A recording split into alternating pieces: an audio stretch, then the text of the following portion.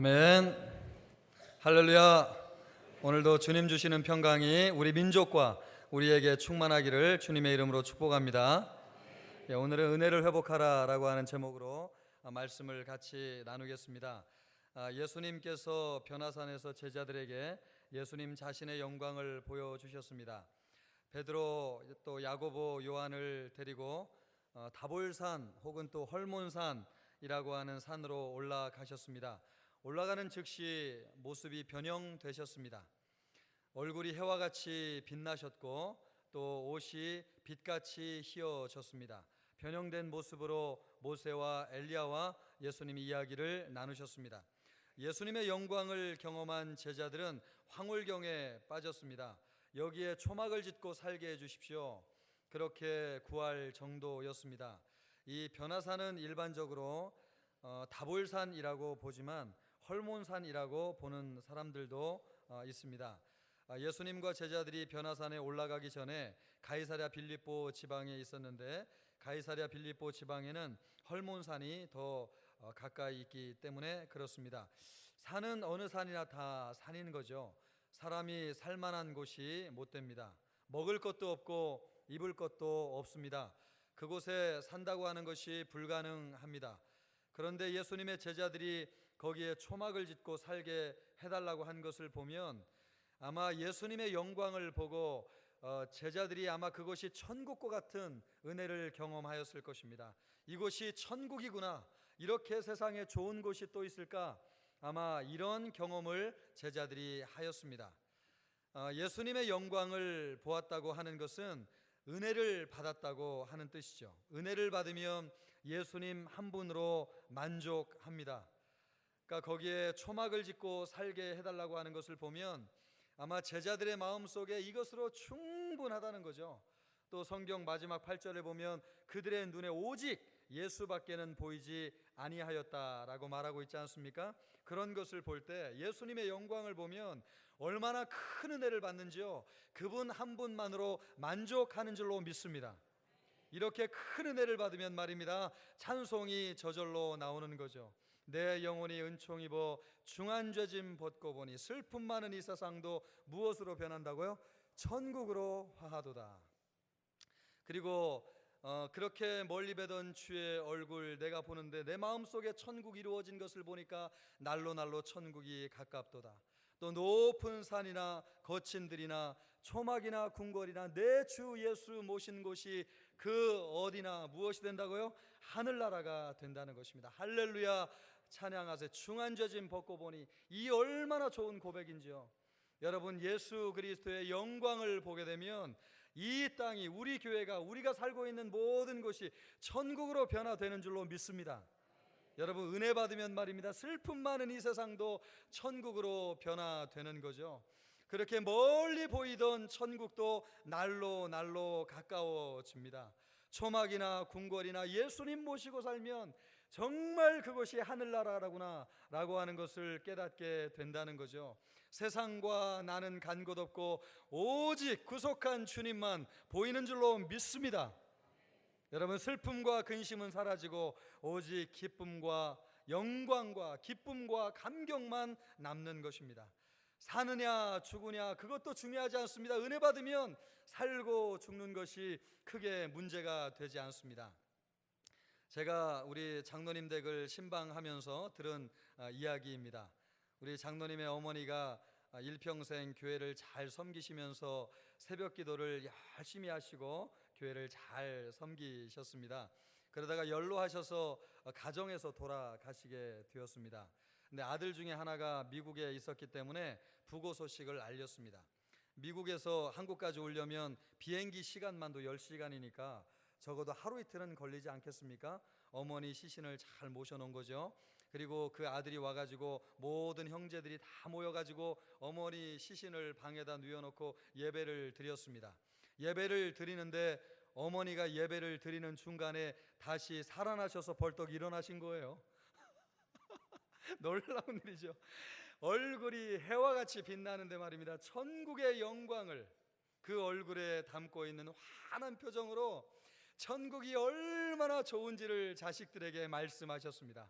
그리고 이 다음에 우리가 천국에서 만나자, 꼭 만나자, 너무나 좋은 곳이다, 그렇게 천국을 전하시고 바로 다시 천국으로 돌아가셨습니다.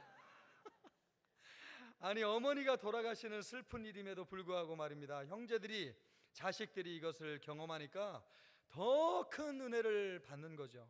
저도 이 간증을 들으면서 얼마나 은혜가 되는지, 마치 천국이 내 눈앞에 보이는 것처럼 밝게 보이는 것을 느꼈습니다. 우리 어머니 권사님은 변화산에서 제자들이 예수님의 영광을 보듯이 천국에서 예수님의 영광을 본 줄로 믿습니다.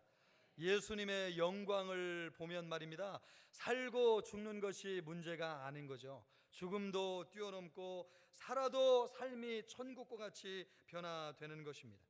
은혜를 받고 예수님의 영광을 보면 세상은 간 곳이 없습니다. 고통도 없고 죽음도 없습니다.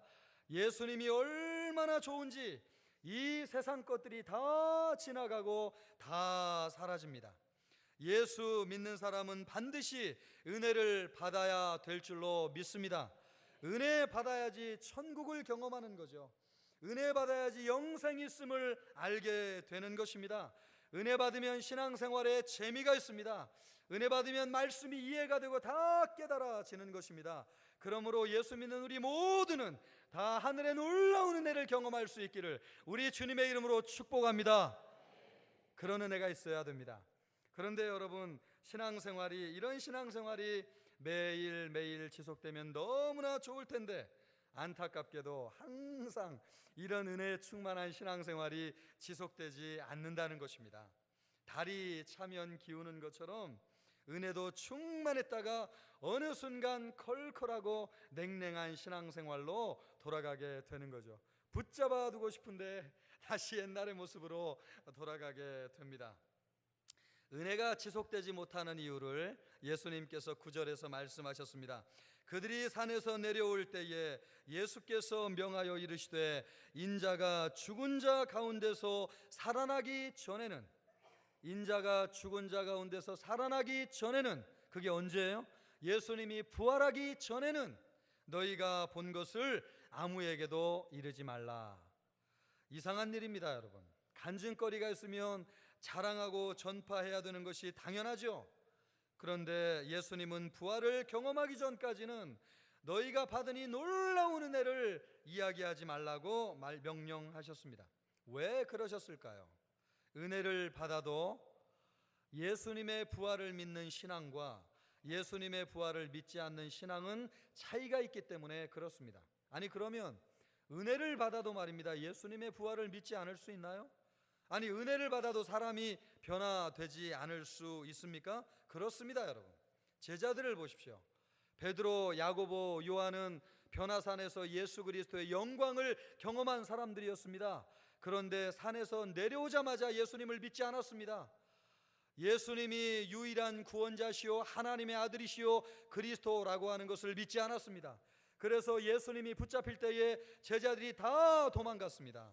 베드로는 심지어 말입니다, 예수님을 3번 부인하고 저주하는 일까지 행했습니다. 이것을 보면 은혜 받았다고 사람이 다 변화되는 것이 아니라고 하는 것을 알 수 있습니다. 교회에 나오면서 한 번쯤 은혜 받아보지 않은 사람이 어디 있습니까? 다 은혜 받은 경험이 있죠. 그런데 은혜 받았다고 변화됩니까? 그렇지 않습니다. 지금 은혜 받고 세상으로 돌아간 사람이 있습니다. 그리고 예전의 모습 그대로 살면서 주변인들에게 많은 상처를 주는 사람들도 있습니다. 저도 중고등부 때 은혜 받으면서 신앙생활한 많은 친구들이 있습니다. 그 중에 태반이 지금 교회를 떠났습니다. 어떤 친구는 아내 때문에 어쩔 수 없어서 교회를 나오고 있지만 세상에 푹 빠져 살아가는 사람들이 있습니다. 목사인 저를 만날 때 제일 먼저 술 권하는 친구도 집사 친구입니다.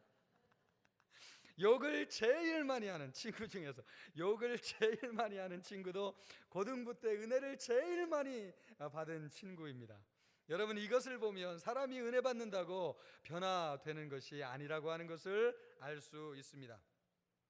은혜 받았는데도 변화되지 않으면 말입니다, 받은 은혜가 자기 자랑이 되기 쉽습니다. 예수님을 드러내기보다는 자기 자신을 자랑하는 거죠. 그래서 종종 간증하고 다니는 분들 중에 삶이 엉망이어서 예수님의 영광을 가리는 사람들이 있습니다. 변화는 은혜 받을 때 받는 것이 아니라 예수님의 부활을 믿게 될 때에 변화되는 것입니다. 은혜를 받을 때 사람이 변화되는 것이 아니고 예수님의 부활을 경험하고 믿게 될 때에 변화받는 줄로 믿습니다. 은혜는 그 부활을 믿을 수 있도록 우리의 마음을 열어주는 거예요. 우리의 마음을 활짝 열어서 예수님의 부활을 믿게 될 때에 그것이 변화를 가져오는 것이지, 은혜를 받았다고 사람이 변화되지 않습니다. 부활을 믿고 변화된 사람은 받은 은혜로 자신을 드러내는 수단으로 사용하지 않습니다. 예수님을 드러냅니다. 은혜는 예수님을 자랑하지 않고 자신을 드러내면 금방 사라집니다. 부활 신앙으로 무장하지 않은 은혜는 아지랑이와 같습니다. 은혜는 예수 그리스도를 높이고 자랑할 때 계속 솟아납니다. 예수님은 제자들이 받은 은혜가 자랑이 되지 않고 계속해서 솟아나는 샘물이 되기를 원하셨습니다. 그래서 부활 이후에 너희가 경험하였던 변화산의 영광을 사람들에게 간증하라고 말씀하셨습니다. 은혜는 반드시 받아야 됩니다. 그러나 이 변화는, 은혜는 영원하지 않다고 하는 것을 또 주님이 우리에게 말씀해 주고 있습니다. 그럼에도 불구하고 여러분, 예수님이 제자들에게 변화산을 경험하게 하신 이유가 무엇일까요? 은혜는 순식간이지 않습니까? 은혜는 잠깐이고 아지랭이와 같은데 왜 예수님께서 이 변화산의 영광을 제자들이 경험하게 하셨을까요? 5절에서 예수님이 말씀하십니다. 말할 때에 호련히 빛난 구름이 그들을 덮으며 구름 속에서 소리가 나서 이르시되 이는 내 사랑하는 아들이요 내 기뻐하는 자니 너희는 그의 말을 들으라 하시니라. 이는 내 사랑하는 아들이요 내 기뻐하는 자니 너희는 그의 말을 들으라. 은혜를 받으면 두 가지 유익이 있습니다. 첫 번째로 예수님이 누군지를 알고 믿게 된다고 하는 것입니다. 은혜를 받으면 예수님을 알게 돼요. 은혜는 예수님을 알 수 있도록 우리에게 주셨습니다. 하나님이 뭐라고 말씀하십니까? 이는 내 사랑하는 아들이요 내 기뻐하는 자라. 은혜 받으면 예수님을 경험하게 됩니다. 하나님께서 변화산에 특별한 은혜를 베푸신 것은 제자들이 예수님이 누군지를 알게 하시기 위함이었습니다. 예수님은 하나님의 아들이십니다. 하나님의 아들이라고 하는 것이 무슨 뜻입니까? 사람의 아들은 누구예요? 사람이죠. 짐승의 새끼는 누구입니까? 짐승입니다. 그러면 하나님의 아들은 그분이 누구라는 뜻이에요? 하나님이라는 뜻입니다. 예수님이 하나님이라고 하는 것을 제자들이 알기를 원하셨습니다. 그래서 하나님께서 변화산에서 예수님의 영광을 보게 하셨습니다. 너희가 3년 동안 동행하였던 그분이 바로 하나님이라고 하는 것을 제자들이 알고 믿기를 원하셨습니다. 이것을 알고 믿는 것은 중요합니다. 은혜를 받으면 예수님을 알게 됩니다. 알고 믿는 것과 모르고 믿는 것에는 차이가 있죠. 알고 믿으면 재미가 있습니다. 알아가는 재미가 있다고 하는 말이 있지 않습니까? 예수님을 알면 알수록 재미가 있어요. 더 친밀해져요. 더 많은 시간을 함께 보내게 돼요. 그래서 시간을 보내는 만큼 예수님을 닮게 되는 것입니다. 그래서 예수님을 알고 믿는 것이 너무너무 중요한 문제입니다. 예수님을 알고 믿도록, 그래서 주님이 이런 은혜를 체험하게 하시는 것입니다. 사람이 영적으로 성장하는 데는 4가지 단계가 있습니다. 첫째는 예수 그리스도를 아는 단계, 두 번째는 예수님 안에서 성장하는 단계, 세 번째는 예수님과 친밀한 단계, 네 번째는 예수 중심으로 살아가는 단계입니다. 우리의 목표는 예수님이 우리의 완전한 주인이 되셔서 예수님의 중심으로 살아가는 단계에 이르게 되는 것입니다. 그런데 어떻게 여러분, 사람이 한 단계씩 점프업 할 수 있을까요? 어떻게 내가 예수님을 아는 단계에서 성장하는 단계로 다다르고 또 성장하는 단계에서 예수님과 친밀한 교제를 할 수 있고 또 친밀한 교제를 하는 단계에서 예수님 중심의 단계로 올라서게 될까요? 여기에는 예수님을 아는 것과 밀접한 관계가 있습니다. 예수님을 알아가면 알아갈수록 이 중심부로 점점 더 성장하게 되는 겁니다. 영적 성장은 예수님을 얼마나 아느냐와 관계 있고, 은혜라고 하는 것은 무엇입니까? 예수님을 알게 해 주는 것입니다. 은혜 받은 사람은 예수님을 체험하는 거죠. 예수님을 알게 됩니다. 그래서 예수님을 아는 만큼 영적으로 성장하게 됩니다. 은혜는 반드시 받아야 되는 줄로 믿습니다. 여러분, 은혜를 사모하십시오. 은혜의 자리로 나아가십시오. 그래서 예수님을 더 많이 하시기를 바랍니다. 은혜 받는 그 자리가 변화산입니다. 기도해서 은혜 받으면 그것이 변화산입니다. 예배 드리면서 은혜 받으면 그것이 변화산입니다. 어디서든 은혜를 받으십시오. 그리고 예수님을 더 많이 경험하십시오. 그래서 영적으로 성장하십시오. 그럴 때 신앙생활에 기쁨이 있게 되는 줄로 믿습니다. 은혜를 체험하면서 갖게 되는 두 번째 유익이 있습니다. 그것은 하나님의 말씀이 들린다고 하는 것입니다. 은혜 받으면 말씀이 들립니다. 변화산에서 하나님이 제자들에게 뭐라고 말씀하십니까? 너희는 그의 말을 들을지어다. 그의 말이 누구예요? 예수님의 말씀이죠. 예수님의 말씀을 누구의 말씀처럼 들으라는 것입니까? 하나님의 말씀처럼 들으라는 것입니다. 여러분, 은혜를 받으면 말입니다, 하나님의 말씀이 들려요. 나에게 주시는 하나님의 음성으로 들려요. 은혜를 모를 때는 말입니다, 설교를 들어도 무슨 말인지 도통 이해할 수 없었는데 어느 날 은혜를 받고 나니까 그 말씀이 마치 나에게 주시는 하나님의 말씀처럼 들려진다고 하는 것입니다. 내 상황을 얼마나 그렇게 잘 아시는지 하나님이 말씀을 통해서 응답을 주시고, 말씀을 통해서 격려해 주시고, 용기를 주시고, 말씀을 들을 때마다 힘이 솟는 경험을 하게 된다고 하는 것입니다. 그래서 여러분, 은혜를 받아야 돼요. 은혜를 받으면 말입니다, 예수님을 알게 되고 그분의 음성이 들려지게 되는 겁니다. 여러분, 우리가 누구를 사랑하면 그의 음성이 들리잖아요. 사랑하는 사람은요, 어떻게 할 수 있어요? 자식들이 우는 소리는 어머니가 반드시 듣죠. 깊은 잠 중에도 내 자식이 울으면 사랑하니까 들리는 겁니다. 우리가 하나님의 음성, 주님의 음성이 언제부터 들리게 되는 거예요? 그분의 은혜를 받고 예수님을 사랑하게 될 때에 하나님의 음성이 들려져요. 주님의 음성이. 그리고 나에게 말씀하시는 말씀으로 깨달아지고, 그 말씀이 적용되고, 그 말씀을 통해서 용기를 내고, 그 말씀을 통해서 승리를 경험하게 되는 것입니다. 어떤 자매가 전도를 받아서 교회를 나왔습니다. 억지로 교회 나왔으니까 교회 다니는 게 재미가 없지 않습니까? 말씀을 읽어도 아니 이거는 말도 안 돼, 어떻게 이렇게 앞뒤가 맞지 않을 수 있어, 트집을 잡습니다. 그런데 참 신기하게 그렇게 말도 안 되는 말씀을 읽은 그 주에 반드시 목사님이 꼭 그 본문을 가지고 설교를 하시는 거예요. 참 신기하다 싶었습니다. 사마리아 여인에 관한 말씀을 읽을 때에도 아니 어떻게 한 여자가 6명의 남편이 있을 수 있어, 이건 성경이 말도 안 돼, 그렇게 비판을 하고 성경을 비웃었습니다. 그런데 그 주도 강단에서 목사님이 우물가의 여인에 관한 말씀을 하시는 것입니다.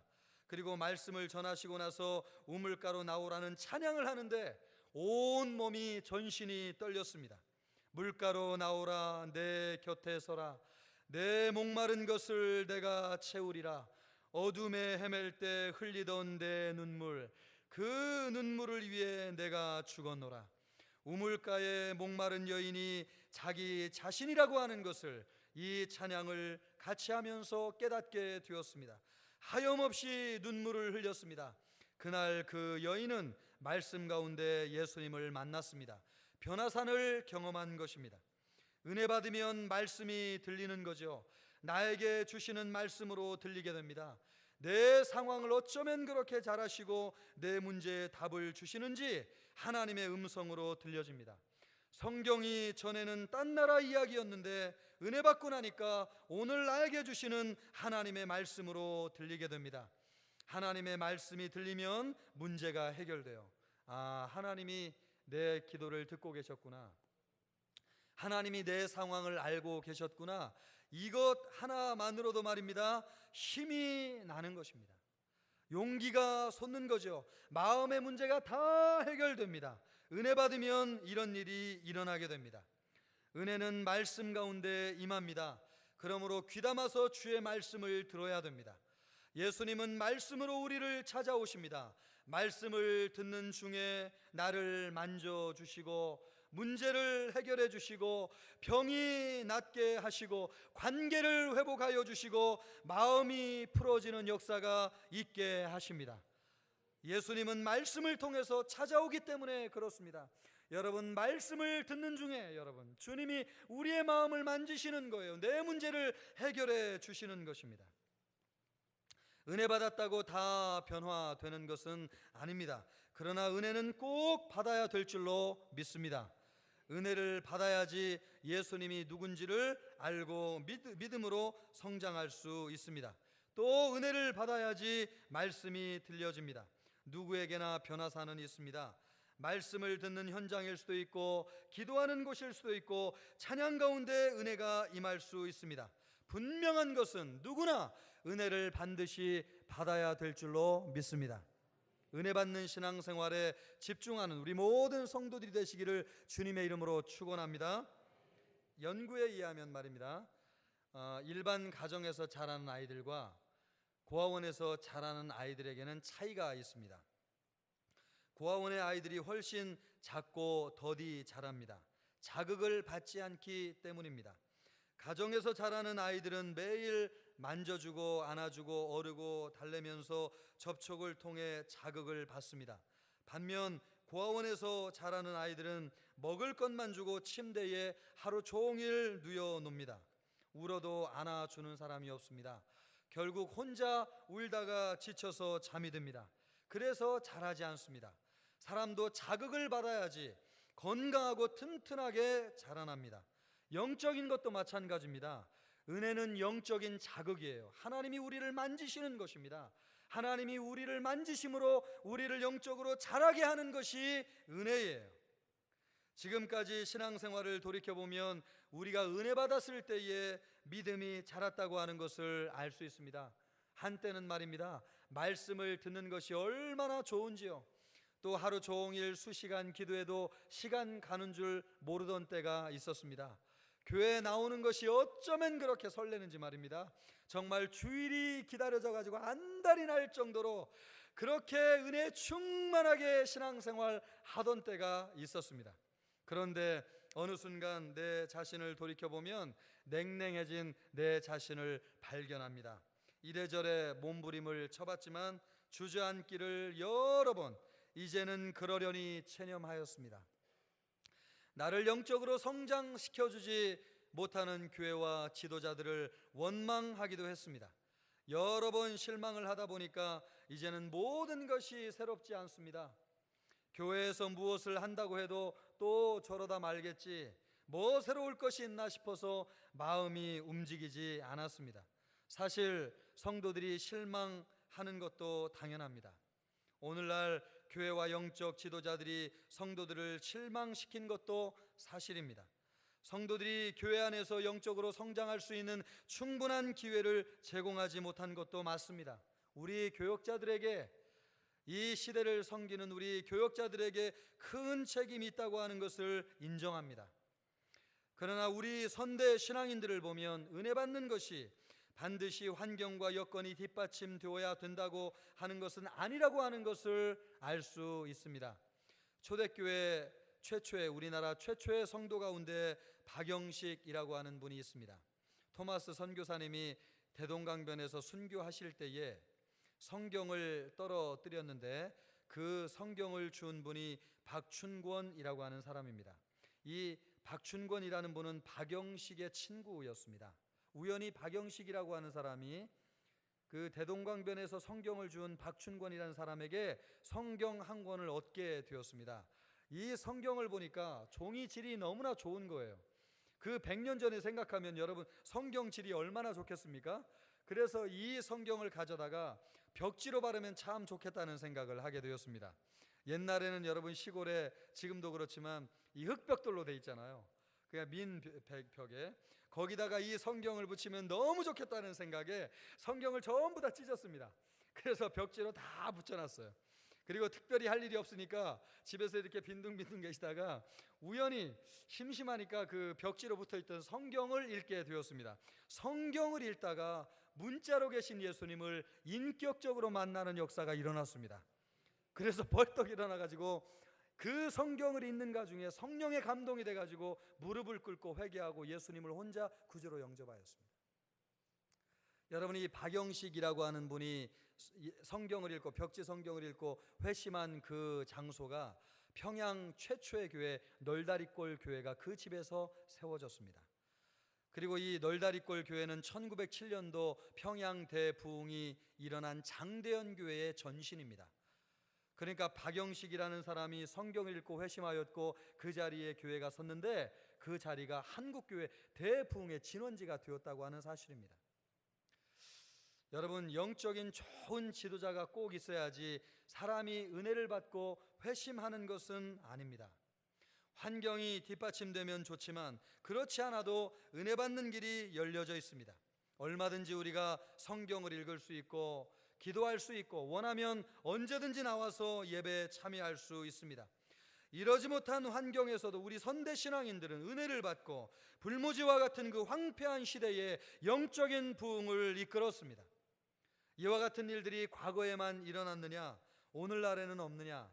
제가 얼마 전에 한 신문에서 노소영 집사의 신앙 인터뷰를 보았습니다. 노소영 집사는 노태우 전 대통령의 딸이고 또 SK 최태훈 회장의 부인입니다. 이 노씨 집안에서 유일하게 나홀로 신앙인이었습니다. 이 노소영 집사라고 하는 분이 교회는 다녔지만 뭔가 갈증이 있었습니다. 교회가 자신과 왠지 맞지 않는다고 생각했습니다. 집안이 불교 집안인데 교회를 다니다 보니까 이게 나에게 맞지 않나? 이런 생각을 하게 된 거죠. 그러다가 교회에서 좋은 멘토를 만나서 성경 공부를 하게 되었는데 성경 공부를 하면서 하나님의 존재를 확실히 믿게 되었습니다. 그런데도 답답했습니다. 여전히 하나님의 존재는 확신했지만 예수님이 누군지는 알 수 없었기 때문입니다.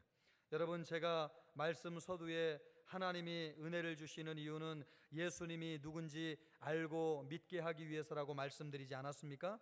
은혜를 받아야지 예수님을 아는데 이 자매, 이 집사가 교회는 나갔지만 무엇을 받지 못한 거예요? 은혜를 받지 못한 것입니다. 여러분, 은혜를 받지 못하면 하나님의 존재는 믿어도 예수님은 알 수 없는 거죠.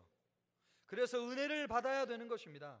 오늘날 교회를 나오는 수많은 사람들이 있지만 하나님의 존재는 확신하지만 예수님이 누군지 몰라서 모르고 신앙생활하는 사람들이 얼마나 많은지요. 그래서 교회에 나와야 되는지 늘 갈등해요. 마음이 답답해요. 마음에 왠지 갈등이 있어요. 이것이 해소가 되지 않습니다. 그 이유가 무엇입니까? 예수님이 누군지를 모르는 거예요.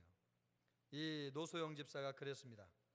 기독교인으로서 예수님이 누군지 모르는 게 부끄럽고 속상했습니다. 2003년은 힘든 한 해였습니다. 남편은 분식 회계 사건으로 감옥에 갔고 아들은 불치병으로 병원에 입원하였습니다. 심신이 녹초가 되어서 병원 침대에 누워 있는데 누군가 침대 쪽으로 다가왔습니다. 허름한 누더기 옷을 입은 분이었습니다. 아들과 노집사를 유심히 또렷이 바라보았습니다. 누구냐고 물었지만 말이 없었습니다. 그리고 사라졌습니다.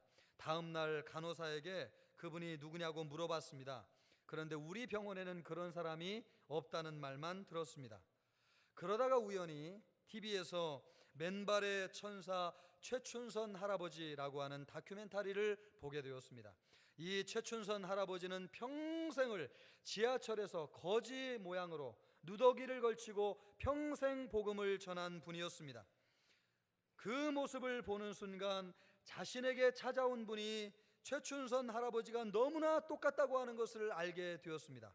그것을 보고 자기를 찾아오신 분이 예수 그리스도라고 하는 것을 깨달았습니다. 은혜를 경험한 것이죠. 그 이후에 이분의 믿음이 흔들리지 않았습니다. 은혜 받고 예수님이 누군지 알았기 때문에 그렇습니다. 답답한 마음이 사라졌습니다. 더 이상 갈등하지 않게 되었습니다. 지금은 개척교회를 가족이 신실하게 섬기고 있습니다. 그 아버지 되시는 노태우 대통령 부부도 신실한 기독교인이 되었습니다. 우리가 아는 것처럼 최태원 회장도 예수님을 신실하게 믿게 되었습니다. 이분은 재단을 세워서 젊은이들에게 꿈과 소망을 주는 일에 헌신하고 있습니다. 아직 우리에게도 이와 같은 은혜의 문이 열려져 있는 줄로 믿습니다. 여러분, 예수님은 우리에게 이와 같은 은혜를 주시기를 너무너무 기대하고 계신 줄로 믿습니다.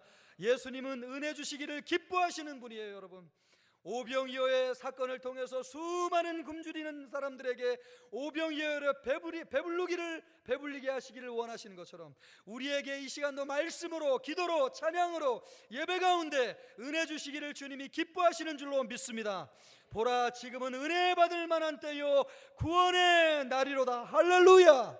여러분, 그런 때가 지금도 열려져 있는 줄로 믿습니다. 여러분, 나만 예외가 아니에요.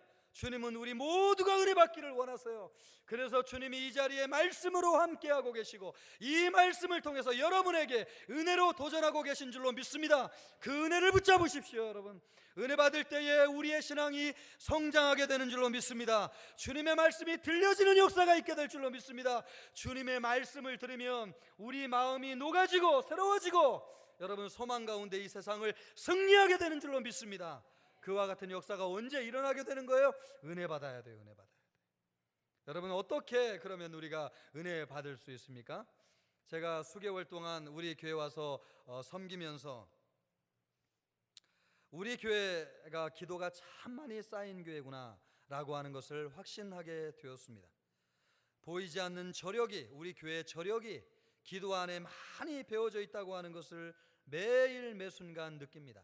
새벽 기도마다 금요 기도회 빠지지 않고 참여하면서 열심히 기도하는 성도들을 보면서 얼마나 기쁘고 감사한지, 우리 주님이 정말 우리 교회를 너무 기뻐하시겠구나, 그런 생각을 하게 되었습니다. 할렐루야. 그런 교회인 줄로 믿습니다. 여러분, 이번에도 우리가 일주일 동안 예레미야 52 릴레이 기도회를 하지 않았습니까?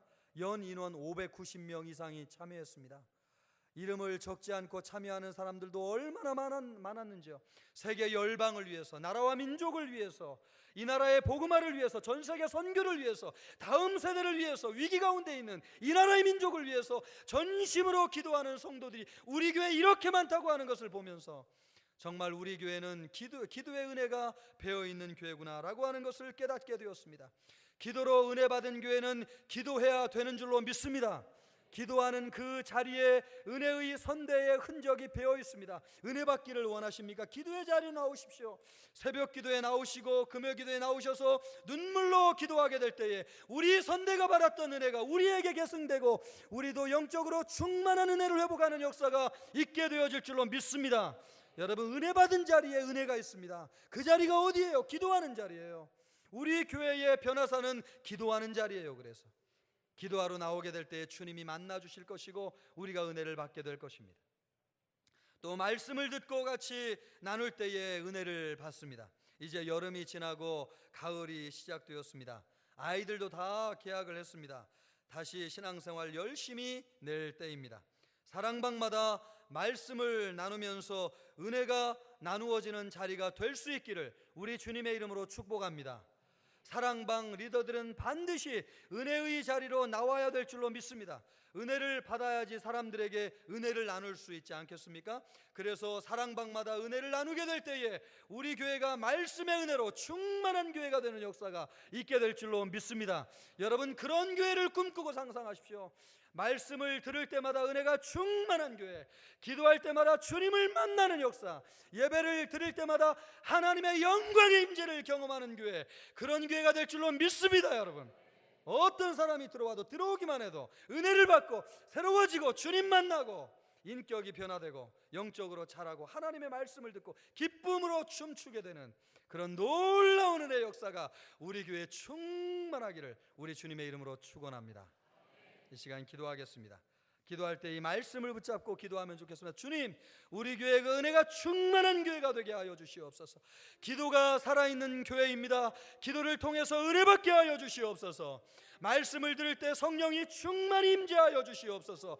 예배 가운데 은혜 받는 성도들이 넘쳐나게 하여 주시옵소서. 발을 들여놓기만 해도 은혜 받는 교회가 되게 하여 주시옵소서. 이와 같은 기도 제목으로 우리 주님 앞에 기도하겠습니다. 기도합니다.